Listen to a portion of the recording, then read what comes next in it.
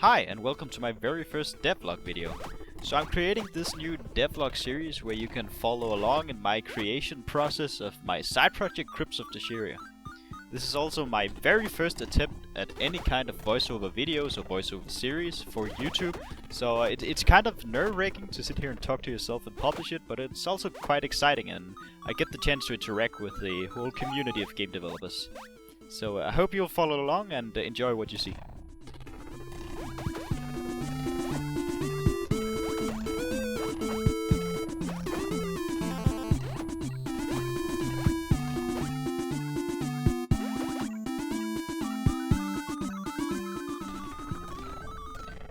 So Crypts of Dasheria started out as a game for Game Jam I participated in last year, where the theme was one button.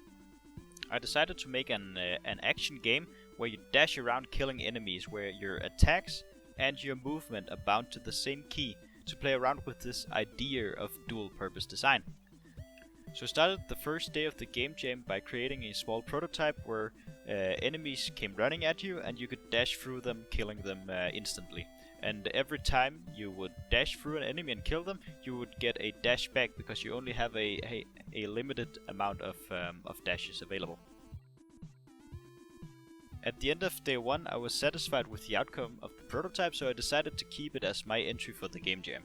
On the second day, I added some sprites and animations for the enemies, so I had some small cute enemies running around instead of them having the same sprite as the standard player had. I also added some animations for the player and a game over screen and such. So the third day of the Game Jam was quite busy.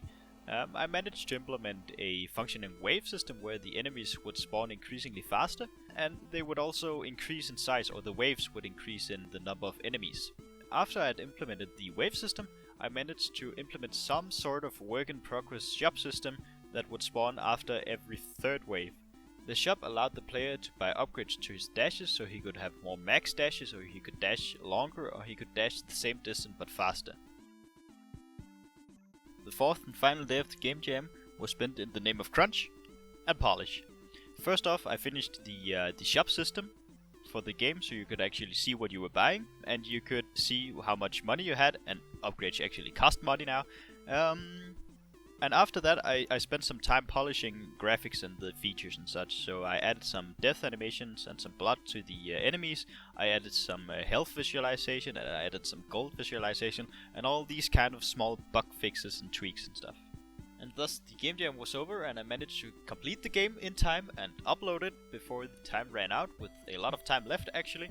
And I was quite happy with the end result of the game, as you could see in the last video, or the last GIF.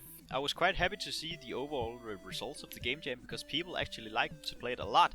I ranked number 1 in 4 out of 5 categories, and I ranked number 7 in the theme category.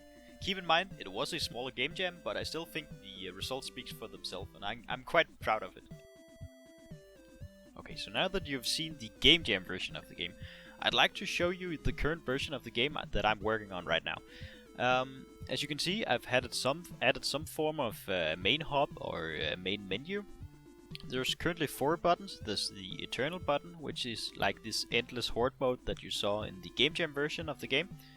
There's a broken story button up top, which is a form of like campaign story mode. It's going to be very short and sweet, but I plan on adding some form of campaign in the future. There's an armory button, where you can change your current weapon or your current loadout. And lastly, there's an exit button, because every game needs an exit button. So if we go into the armory, you can see that there's currently 3 weapons implemented. At top you can see the default weapon, which is the weapon from the Game Jam, and when you dash into a weapon, you get like the name, a short, badly written lore about the weapon, an icon or a visual representation of the weapon. You get some description of what the weapon does and what it does when you charge it. And when you click once again, the menu goes away and you have that weapon selected. There's a mechanic in the game called charging, which is where you hold down the left mouse button and you like ready your spear, and some weapons, the default weapon doesn't do anything, but the other two does have some kind of effect when you charge the weapon. So if we look at the first new weapon, which has been added since the game jam ended, which is the General Kashi's Legacy. When I charge this weapon, you can see these 3 blobs get charged. And the effect of this weapon is that after you finish your main dash, you can perform several small secondary dashes if you have blobs left and enemies are within range. The last weapon I've implemented is the Blessing of Hephaestus, and it has quite a different playstyle compared to the other new weapon, because this weapon increases your dash length the longer you charge it for, up to a maximum. So it's a much more patient weapon, because you have to plan your attack. You can't just dash around because your dash length is so short when you start the charge. But I'd like to show you the General Kashi's weapon first. So if we go into the Eternal mode, you can see that if I charge the weapon and have blobs left and enemies are within range, I perform the small extra dash.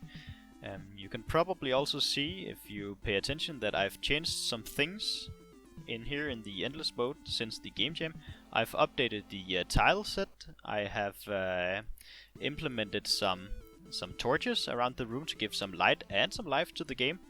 I've currently, that's not too long ago actually, implemented a dynamic blood system, as you can see here, which creates some really cool effects. I've also added a gold rain, as you probably saw, which shows like the flow of the battle. The shop hasn't changed much since the game jam actually. I'm going to completely rewrite it in the future, but it's fine as it is now.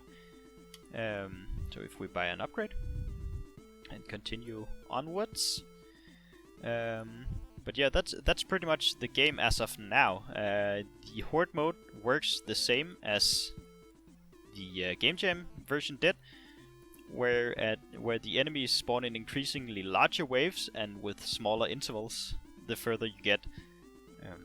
And I don't know if you noticed, but before, when I finished my secondary dash, where I had non-secondary dashes left, I spawned like a small flash or small shockwave to knock back enemies, so I don't get instantly killed after finishing my secondary dash, because this weapon can get pretty wild. You saw it there again. And I died, and a small bug. Woo! Gotta love bugs. So something you're going to see a lot in this series is bugs, because I like to show them off. I like to show that I'm not perfect, my game is not perfect, and it's a completely natural part of being a game developer. So be prepared to see a lot of fun stuff. But yeah, I would like to show you the other weapon. Oh yeah, I also have a pause menu where you can select if you want the range indicator, which is the small line which shows you how far you'll damage or how far you'll dash. I personally prefer it to be off unless I'm charging the weapon, but some people prefer it to be on always. I have some using it in the game which you can't hear right now, but you can mute it or select the volume. But if I show you the other weapon, you can see another bug actually, because the UI, these 3 blobs from General Kashi's weapon, is still present. So yeah, that's a new bug. Just noticed it, but hey, that's also kind of fun. But yeah, prepare to see a lot of these small bugs and stuff, because I like to show it off and see, or I'd like to show you guys that I'm not perfect, and it's a part of being a game developer.